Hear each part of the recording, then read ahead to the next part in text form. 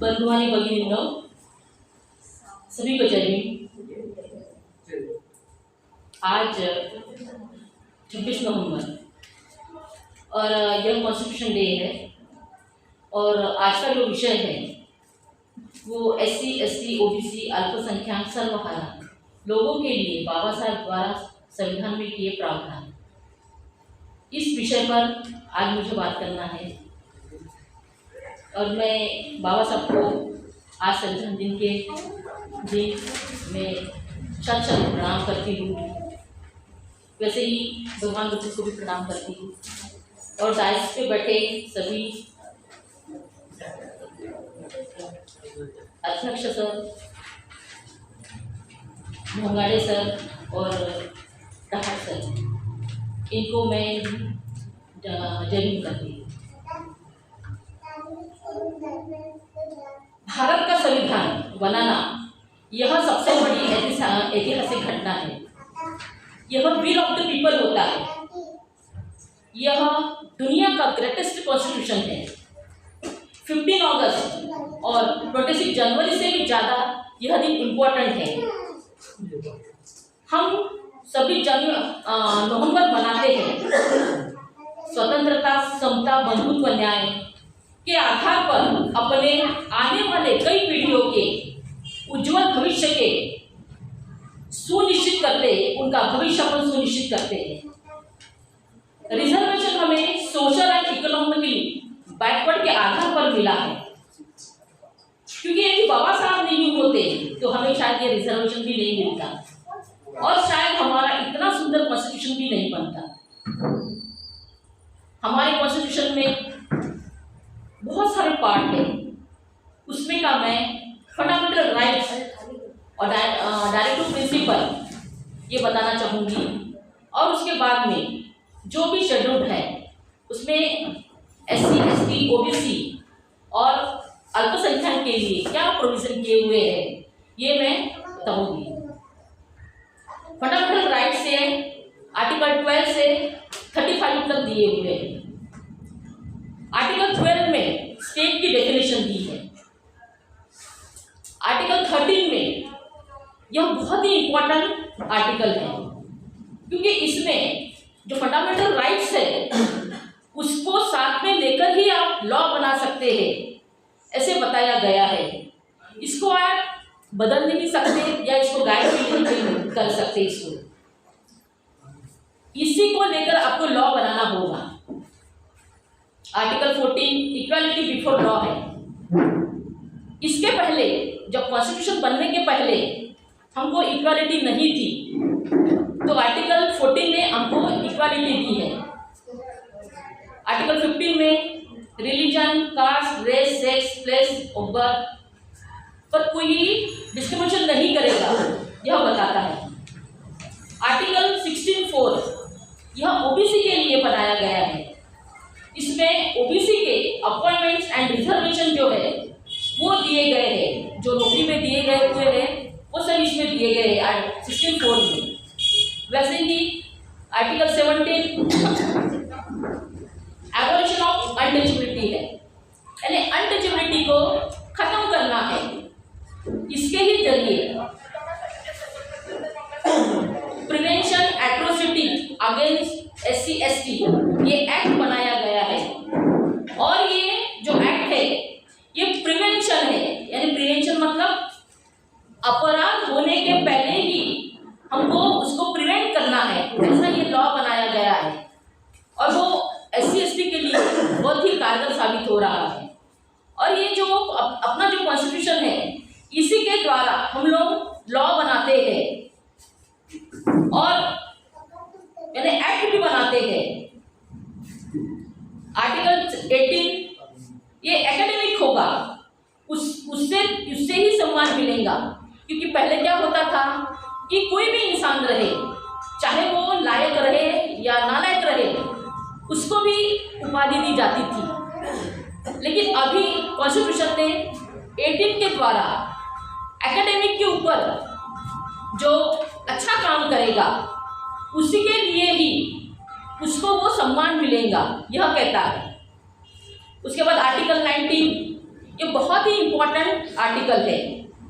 हमें जो फ्रीडम दिया है वो हमें बात करने का फ्रीडम, एक साथ जमा होने का फ्रीडम, क्या सभा में भाग लेने का फ्रीडम, संगठन बनाने का फ्रीडम, स्कूल बनाने का, लोगों को जोड़ने का, लेबर यूनियन बनाने का, आर्थिक धार्मिक संगठन बनाने का, कहीं पर भी घूमने का, व्यापार करने का, देश के लिए या देश के लोगों के लिए वो कहीं पर यानी देश के अंदर में, टेरिटरी के अंदर में कहीं पे भी वो रह सकता है, वो व्यापार कर सकता है और उसको ये सब कॉन्स्टिट्यूशन ने राइट दिए हुए हैं।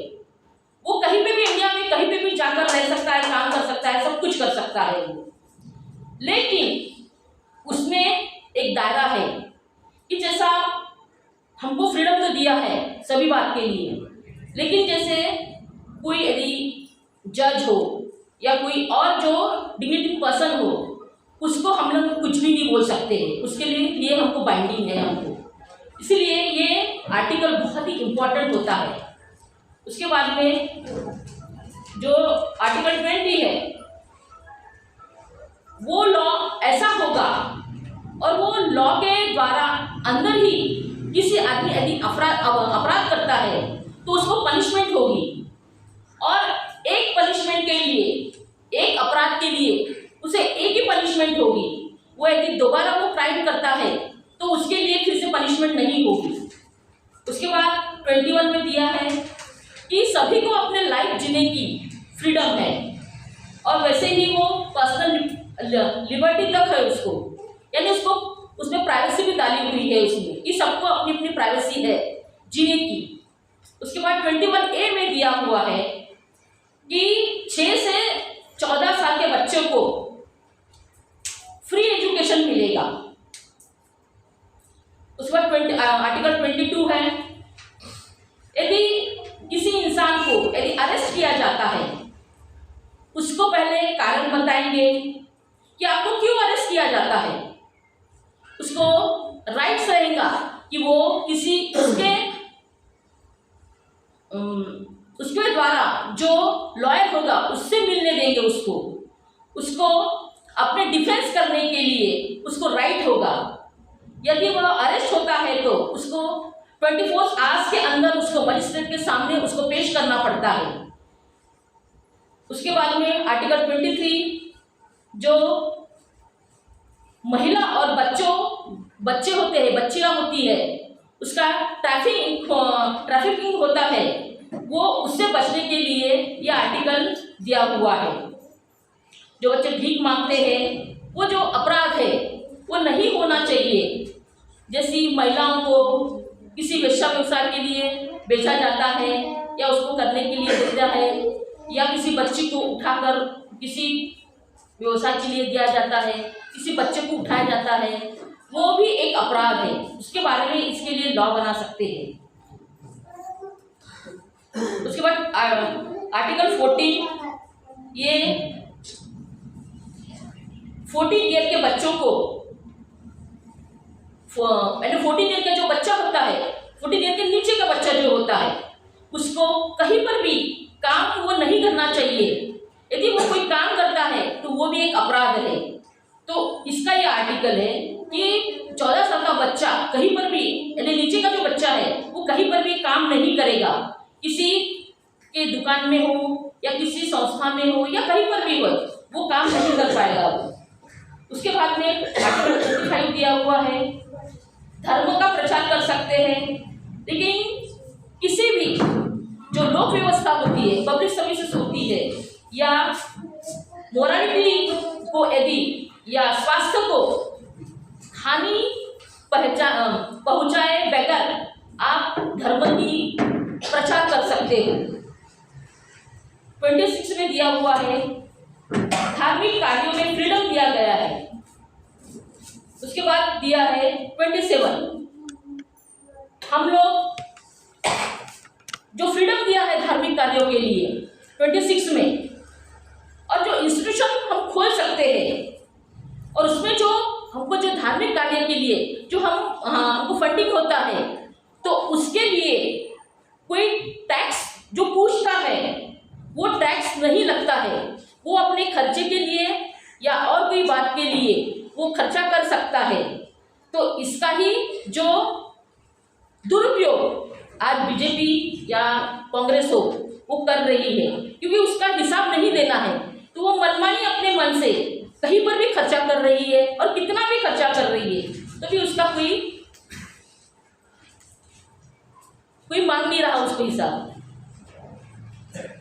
उसके बाद में 29 यह माइनॉरिटीज के लिए है।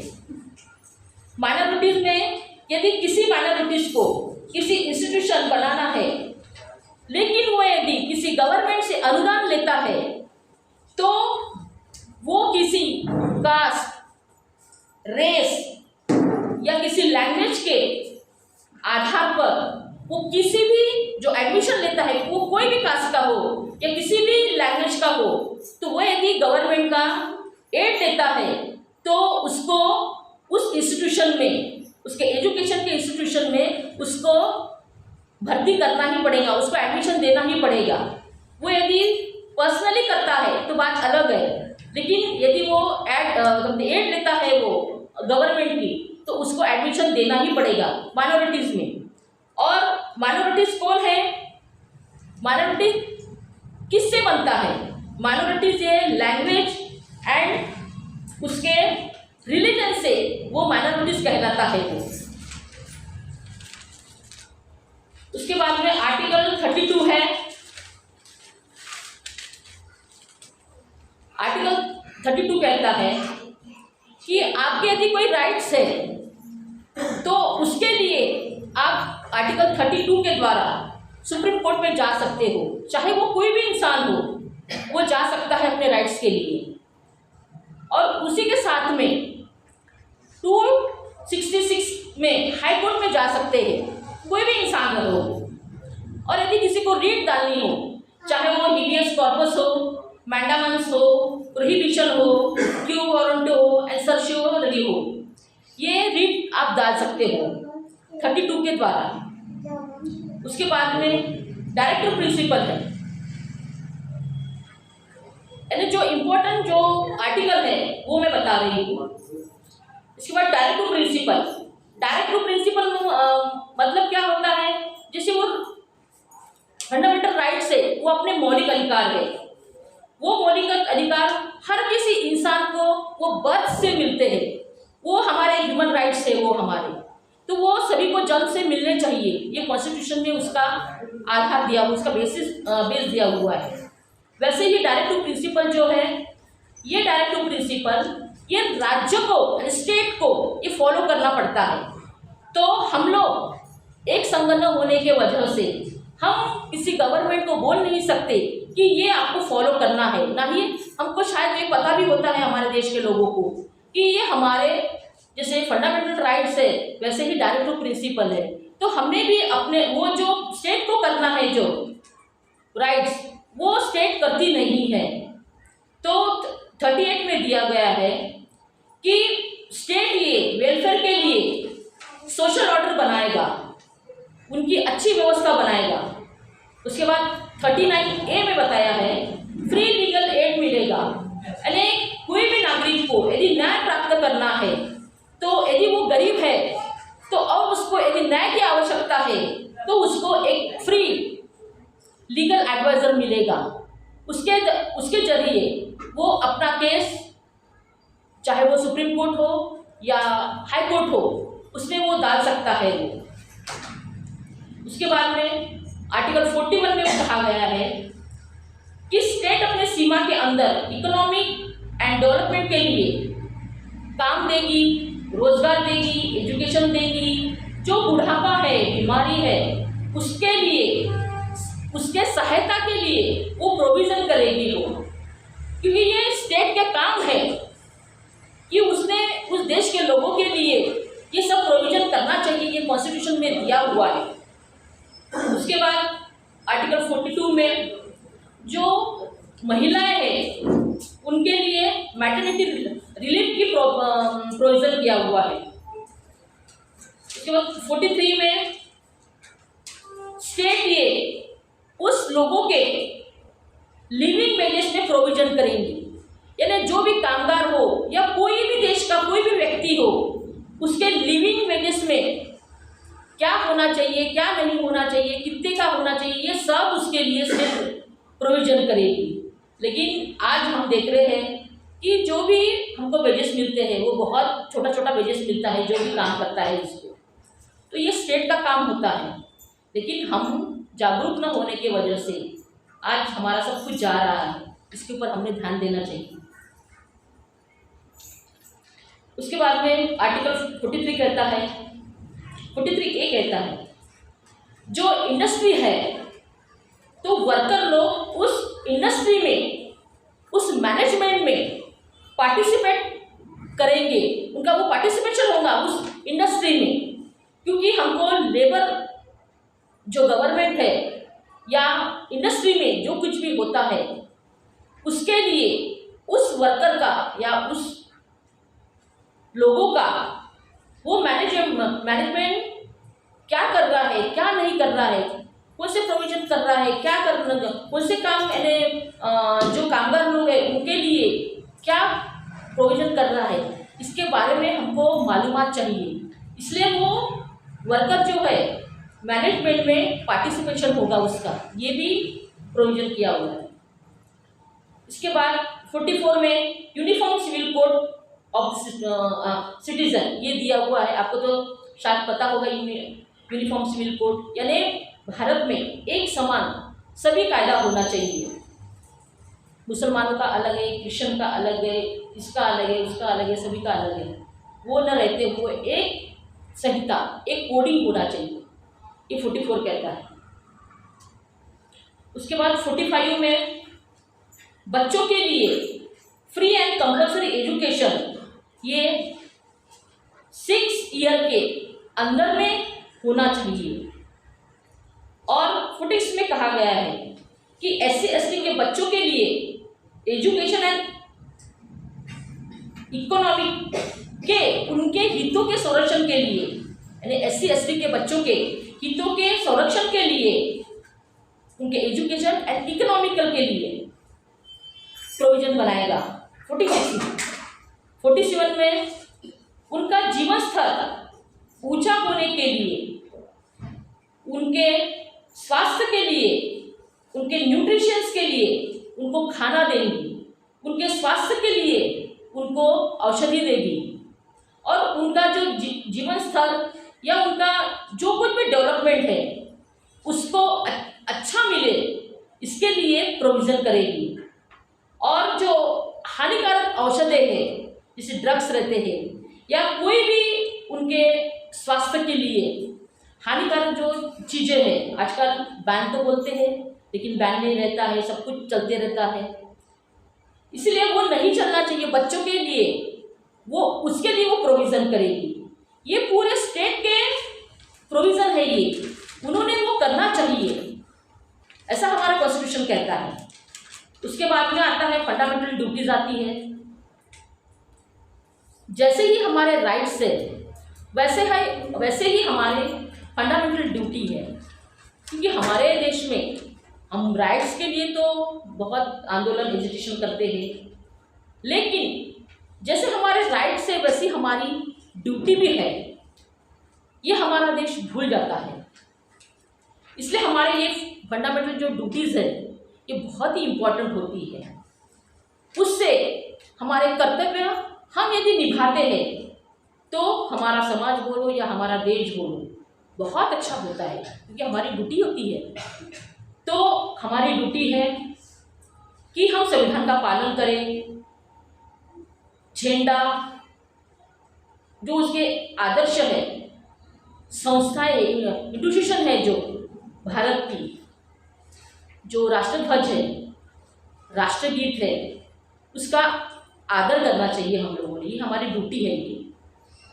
लेकिन हमारे जो भारत के लोग हैं, हमारा झंडा कहीं पर भी गिरा रहता है, कोई यानी हमारे जो राष्ट्रध्वज है हमारा, उसको भलता ही दूसरी कलर का झंडा लगा देते हैं, कहीं पे भी दिन रहता है देश का और अपना ही झंडा लगा देते हैं। ये सब कॉन्स्टिट्यूशन में नहीं है, तो हमको उसका आदर करना चाहिए। भारत के प्रभुता, एकता और अखंडता के लिए हम उसकी रक्षा करेंगे, उसका संरक्षण करेंगे, क्योंकि जो भी हमारे देश की जो टेरिटरी है उसकी एकता रखने का काम ये हमारी ड्यूटी है, ये हमें करना चाहिए। सभी के मन में फैटर्निटी जगाना चाहिए कि हमारे देश में फैटर्निटी नहीं है, इसीलिए कोई किसी को समझता नहीं है, सिर्फ अपना ही दुख लेकर वो सब चलते रहता है। ना ही उसको सामाजिक पता है, ना ही उसको एनवायरमेंटल पता है, अपना ही खुद का व्यक्तिगत दुख वो लेके चलता है। उसी के लिए हमको सभी के मन में फैटर्निटी जगानी पड़ेगी। उसके बाद पर्यावरण की रक्षा हमको करनी पड़ेगी, उसका संवर्धन करना पड़ेगा। सार्वजनिक संपत्ति ये हमारी देश की संपत्ति है, क्योंकि वो हमारे टैक्स से आती है। उसके वजह से हमको उसकी सुरक्षा करना बहुत ज़रूरी होता है, क्योंकि हमारे देश की जो सार्वजनिक संपत्ति है उसको सब लूटपाट करते हैं, जो कुछ भी उसको ख़त्म करता है, फिर और टैक्स ज़्यादा का बढ़ाकर फिर गवर्नमेंट अपने से ही लेती है और अपने ही हर एक लोगों के ऊपर वो बोझा डालती है, क्योंकि बहुत सारा टैक्स अपने ऊपर है। उसके कारण अपना जो इकोनॉमिकल जो ग्रोथ है वो नहीं हो पाता है, तो उसकी भी हमको सुरक्षा करनी है। स्त्रियों का सम्मान करना चाहिए और मनुष्य के डेवलपमेंट के लिए साइंटिफिक टेम्पर होना चाहिए, ह्यूमैनिज्म होना चाहिए, स्पिरिट ऑफ इंक्वायरी होना चाहिए और उसके रिफॉर्म के लिए हमें प्रयत्न करना चाहिए। उसके बाद में आर्टिकल 244 कहता है कि जो अनुसूचित जनजाति के जो क्षेत्र है उसमें एडमिनिस्ट्रेशन होना चाहिए। 244A कहता है कि जनजाति के जो क्षेत्र है, एसटी के जो क्षेत्र है, वो ऑटोनॉमस उसको स्टेट बनाना चाहिए और उनके लिए लोकल विधानमंडल या मंत्रिमंडल बनाना चाहिए। उसके बाद में पार्ट 16 में दिया हुआ है 330 ये आर्टिकल है, यानी 330 पार्लियामेंट में SC ST के सीट्स रखना। 332 कहता है राज्य के विधानसभा में SC ST के लिए सीट्स रखना। 330 ये पार्लियामेंट में है और 332 ये विधानसभा में है और 335 कहता है कि सेवा जो सर्विसेज होती है, जो पद होते हैं, इस पर SC ST का राइट्स होगा। 348 कहती है SC के लिए कमीशन बनेगा, यानी वो कमीशन के द्वारा, यानी शेड्यूल कास्ट के लिए कमीशन बनेगा, उसके द्वारा उनके जो भी राइट्स है उनको वो मिलना चाहिए, वो सब देखेगा। उसके बाद 348A है, वो ST के लिए कमीशन बनाएगा। उसके बाद 339 है ST के वेलफेयर के लिए, शेड्यूल ट्राइब्स के वेलफेयर के लिए स्टेट की देखरेख होगी, उसके एडमिनिस्ट्रेशन में और उसका जो पूरा क्षेत्र है, उसकी जो पूरी टेरिटरी है उसमें पूरी देखरेख रहेगी। और ये जो भी आर्टिकल होते हैं, मैंने आपकी इसके पहले भी मैंने आपको बताया, इसके द्वारा ही बाकी के एक्ट्स बनते हैं, उनके लिए प्रोविज़न बनता है, उनको क्या उनका वेलफेयर होना चाहिए, क्या नहीं होना चाहिए, सब इसको पकड़कर सब ह्यूमन राइट्स में लेकर सब एक्ट बनते हैं। उसके बाद 340 से OBC के लिए हर एक स्थिति के लिए उनकी OBC की क्या है क्या नहीं है, उनका वेलफेयर हो रहा कि नहीं, जो भी बातें हैं ओबीसी की, उनके वेलफेयर के लिए एक कमीशन बनाएगा। 340 कहता है, 341 ये एससी के लिए, शेड्यूल कास्ट के लिए बनाएगा, और 342 ये एसटी के लिए बनाएगा। उसके बाद में 5वीं और 6वीं सूची जो दी है, यानी शेड्यूल्ड बनाए गए हैं, वो शेड्यूल्ड में एसटी के, यानी 5वीं और 6वीं शेड्यूल्ड में एसटी के लिए प्रोविजन किए हुए हैं उनके एडमिनिस्ट्रेशन और नियंत्रण के लिए। और 7वीं सूची में दिया हुआ है, एक यूनियन लिस्ट होती है, एक स्टेट लिस्ट होती है और एक कॉन्करेंट लिस्ट होती है। यूनियन लिस्ट में सिर्फ संघ ही कानून बना सकता है। स्टेट लिस्ट में राज्य जो होते हैं वो अपने कायदे बना सकते हैं, और जो कॉन्करेंट लिस्ट होती है उसमें यूनियन एंड स्टेट दोनों मिला के अपने लॉ बनाते हैं। लेकिन यदि स्टेट कोई लॉ बनाता है तो यूनियन का जो लॉ है उसको मानना पड़ता है पूरे देश को। और ये जो कॉन्करेंट लिस्ट है उसमें जो 23वीं नंबर की जो लिस्ट है, 23 नंबर की, वो सामाजिक सुरक्षा, सामाजिक बीमा, रोजगार, वो बेकार के लिए उसमें लॉ बना सकती है। दोनों भी लॉ बना सकते हैं उसमें पूरे तरह की जो सामाजिक सुरक्षा होती है देश में, जो रोजगार होते हैं सभी के लिए, वो पूरे प्रोविजन 23 के अनुसार बनाए जाते हैं। उसके बाद में 24 के लिए जो कामगार कल्याण है उसके द्वारा, यानी स्टेट और यूनियन दोनों ही बनाते हैं। महिलाओं के लिए, बच्चों के लिए, कामगार की भरपाई के लिए, जो भी श्रमिक है, जो भी यहाँ का जो वर्कर है, उन सभी के लिए लॉ बनाती है। उसके बाद में 25 है वो एजुकेशन के लिए, जिस भी प्रकार के लॉ है वो पूरे एजुकेशन के ऊपर, चाहे वो एससी का हो, एसटी का हो, चाहे ओबीसी का हो या पूरे लोगों का हो, सभी का वो लॉ बनाती है। उसके बाद एंट्री नंबर 36 ये इंडस्ट्रीज के लिए बनाती है। इंडस्ट्रीज में क्या होना चाहिए, क्या नहीं होना चाहिए, वो सब बनाती है। तो ये हमारी, मैं इससे पहले थोड़ा ही लिख कर लाई हूँ, fundamental rights and directive principle, और उसमें से जो SC ST के लिए जो प्रावधान है वो थोड़ा बहुत मैंने कवर करने का प्रयत्न की हूँ। और जो आयोजकों ने मुझे यहाँ जो वक्त दिया है उसके लिए मैं धन्यवाद देती हूँ। जय हिंद।